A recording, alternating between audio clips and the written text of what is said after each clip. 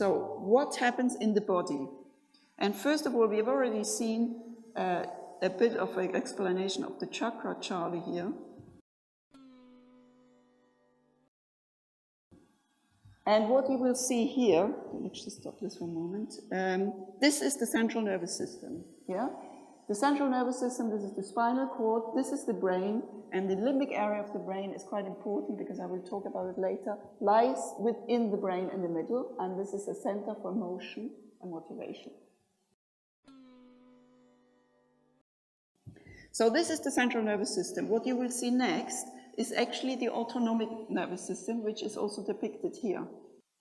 So this is the left and right sympathetic nervous system, and the middle channel corresponds to the parasympathetic nervous system. And the spiritual energy we have inside when we meditate actually passes through all these nerve plexuses.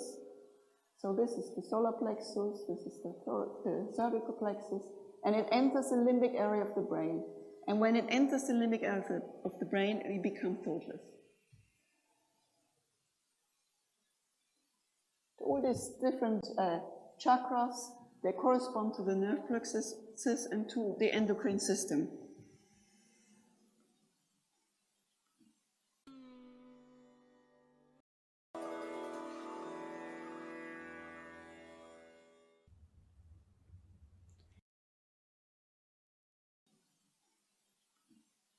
So, the sympathetic nervous system and the parasympathetic nervous system are very important, and they need to be in balance. So in daily life, you're either in this what is called the fight or flight mode, you activate the right or the left sympathetic nervous system. One is important for action, one is important for inhibition. And in the night, when you sleep, you activate the parasympathetic nervous system. So this system relaxes and restores all the bodily functions, while the other one is important for daily activities. Now, they have to be in balance, so if you think you can survive with 4 hours of sleep a day, then you're sadly mistaken. You pay later with your health for this habit, because it is important that your body gets restored. So, the sympathetic nervous system is activated in daily activities, and the more stressed you are, the more it is activated.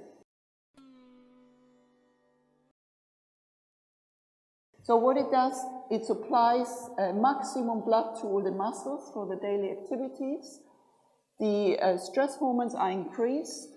There is more, the lungs, the passages are dilated. You have increased heart rate, and if you're constantly stressed, this may actually affect your heart. And during the rest, when you activate the parasympathetic nervous system, then the opposite happens, and you have a decreased heart rate. More blood is given to all the organs, which restores all the bodily functions which you've wasted during the day. There is decreased activity of stress hormones, and the digestion is stimulated. So what research has shown, that meditation activates the parasympathetic nervous system more than rest. So that means you enter a state of hyper-rest, which is better than sleep.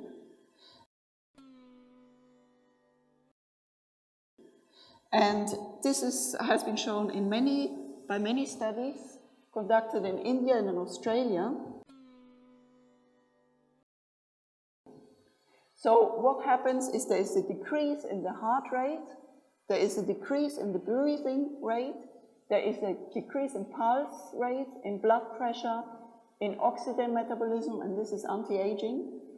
And there's a decrease in other physiological parameters of stress. And I show you a few examples. So this is the blood pressure in people who have, the controls is the red line. So these people doing 20 minutes rest, nothing really happens. These are people who have meditated for 4 weeks. So after 20 minutes of meditation only, the blood pressure goes down. And those who meditated for 8 weeks have a stronger effect, and those who meditated for 12 weeks have a really strong effect. So in other words, if you have high blood pressure, you can reduce it by meditation.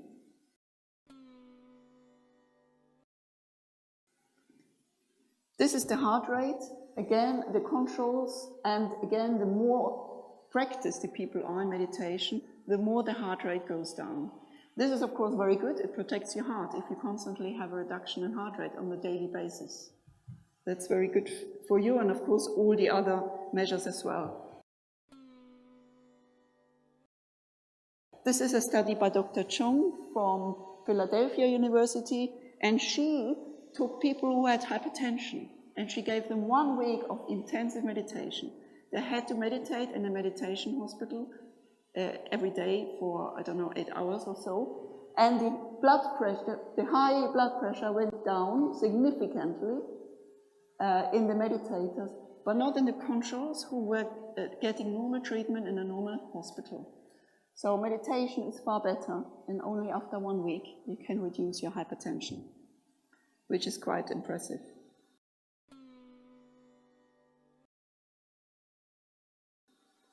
So in conclusion, the state of mental silence reduces sympathetic activity, and what it means, it enhances the parasympathetic activity, which restores all your bodily functions and de-stresses the body.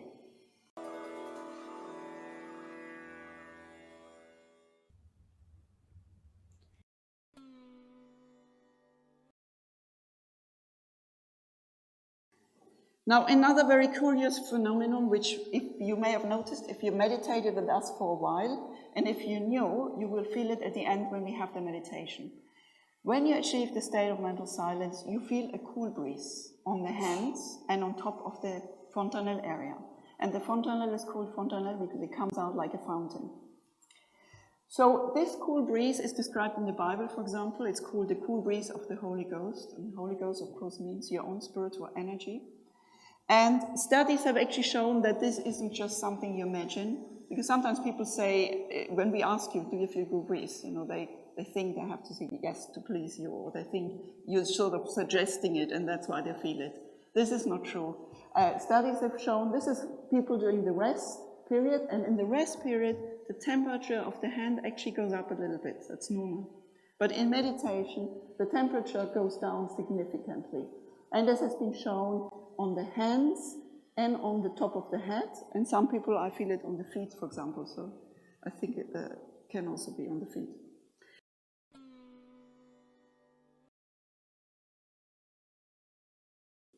So, in conclusion, Sahaja Yoga meditation activates the parasympathetic nervous system, and this restores your bodily functions.